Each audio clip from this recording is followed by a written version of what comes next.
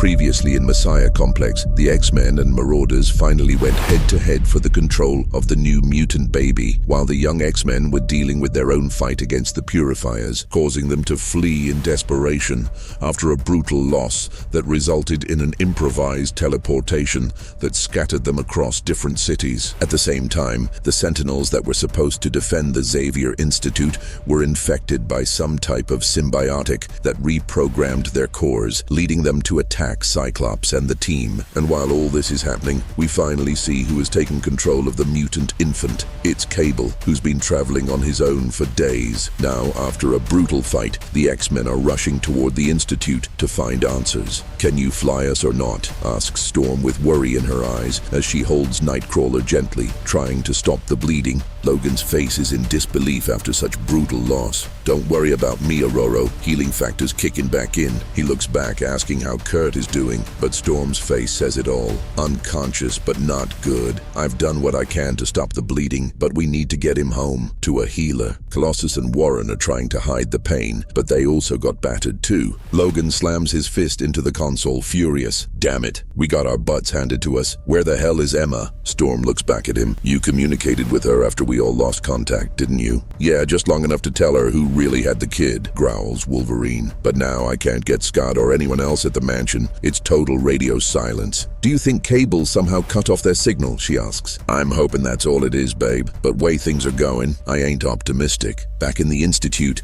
Emma Frost has fallen unconscious. Cyclops tries to understand what just happened, while Bishop keeps the Sentinels at bay. In seconds, Scott turns to Beast. "Hank, Emma's down. I didn't even see what hit her." "Me neither, but it isn't that hard to figure out," shouts Beast as he grabs Emma. "I'll get her to safety, Scott, and get us some help from my lab." The Sentinels keep gaining terrain on the X-Men, but before they can inflict more damage, Warpath appears jumping from one of the windows. "I knew it," he shouts as he goes straight into battle with the Sentinels. "It was just a matter of time till you assholes turned. But does anyone ever listen to the Indian?" In seconds, one of the Sentinels explodes as Bishop and Cyclops try to evade the fire. "The ONE must have a way to shut these down," shouts Scott. "I can't get a signal to them. The Sentinels are blocking all channels," replies Lucas. "Then we've got to get them away from the Institute." "Right. Who's our fastest flyer that's still here?" Without hesitation, Nesno appears rushing into the battle as Scott tries to stop him. Gentle punches one of the Sentinels in the right leg, making it fall. "Stupid kid," says Cyclops as he attacks from the distance. "He knocked back a Sentinel. Give him that," adds Bishop. "Yeah, but if he tries to hold that size for too long, he's gonna kill himself." In another part of the Institute, Beast finally reaches the lower levels, but before he can access his laboratory, he sees the Stepford Cuckoos knocked out unconscious. What in God's name? All three of Emma's girls are down too? This can't be a coincidence. Outside, the battle is only getting worse. Warpath and Hepzibah are trying to do all they can to help against the Sentinels,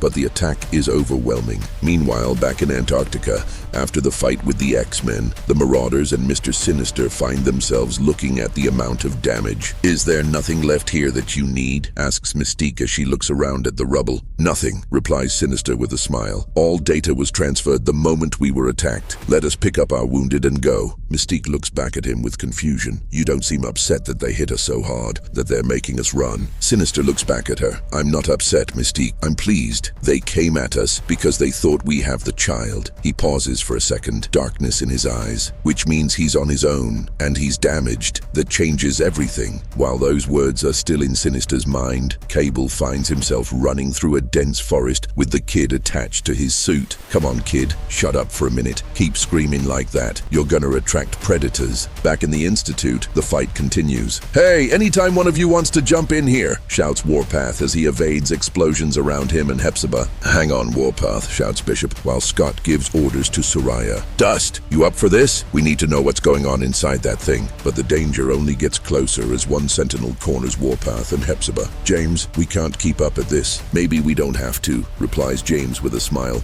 looking at the sky. In seconds, one of the Blackbirds hits one of the Sentinels at full speed. It's Iceman with the young mutants. "Awesome, he's gonna topple," shouts Rockslide while looking through the window. "He might, but hang on, kids. That hit took out our forward thrusters," replies Bobby. "It's gonna be a rough landing." X-23 opens the pilot chute, looking back at Cecily. "Get Julian to whatever's left of the medical bay," and without hesitation jumps out of the Blackbird, crashing through the Sentinel's shield. Finally, Bobby lands, giving Scot the green light to attack. Okay, the cavalry's arrived, Dust, so let's do it. I'm counting on you. And in seconds, Soraya turns into sand and gets into the Sentinel's mechanisms. Scot turns to Bobby. Good move using the Blackbird. Iceman just smiles as he takes his clothes off. Just desperate. I've got wounded students. He then looks at the destruction. What's happening here? Cyclops faces one of the Sentinels. I wish I knew. They just turned on us. We don't know what happened to the pilots yet. Well, at least now it's just like the good old days, replies Bobby. Everyone against us and giant robots to fight. And with a smile, he skates toward the Sentinel. Let's do this. At the same time, Beast finally reaches the laboratory, where he finds Cannonball helping Professor X, who was also unconscious due to an unknown attack. Sam, you shouldn't be moving around, says Hank, worried. Just trying to help Xavier, replies Sam. He grabbed his head and screamed right when the whole building shook. Beast's face fills with doubt. They're taking out all the telepaths. Why? Back in the yard, the Sentinels are gaining terrain. First, they neutralize Gentle, who was hit from behind. Bishop tries to help him while Iceman distracts the Sentinel. Cyclops in seconds calls for Bobby to move out as he prepares his optic blast, hitting the Sentinel in the left arm, pushing it back. Now with significant damage,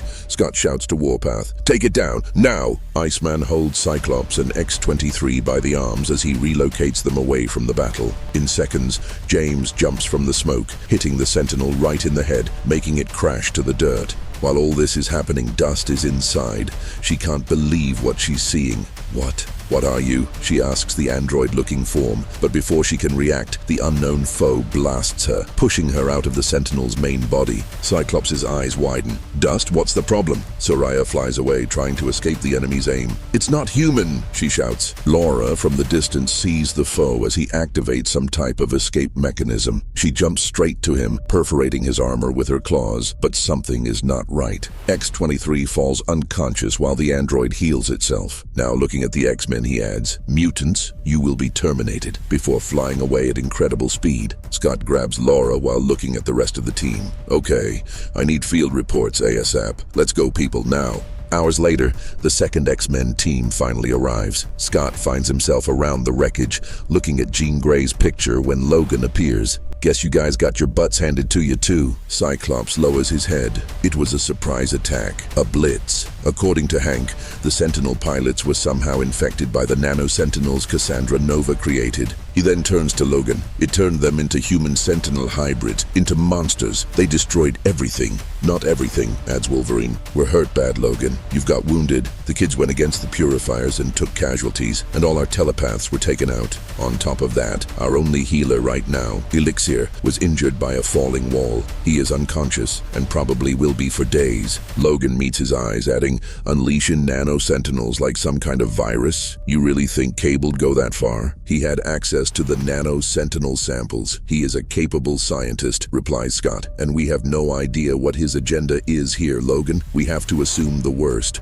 Bishop's on his way to ONE headquarters to brief them on what happened, but regardless of what they decide to do, it's time for us to up the stakes. Logan's face hardens, looking at Scot. "Wait, do you mean—" "It's time," replies Scot as he walks downstairs while Logan follows. "Our backs are against the wall. The future of our race is in the hands of a mutant who just turned on us, who could have killed us all," says Cyclops. "Yeah, I know. Just never thought you'd have the stones to pull the trigger," replies Wolverine. "Chuck never would have even come up with this plan." Scot finally stops. "I know, but these are desperate times, Logan. The kind you're at your best in." Now both Cyclops and Wolverine face one damaged Sentinel. Scot looks back at him, serious. "You know what to do. The target is Cable. You're to take him down and get that child by any means necessary."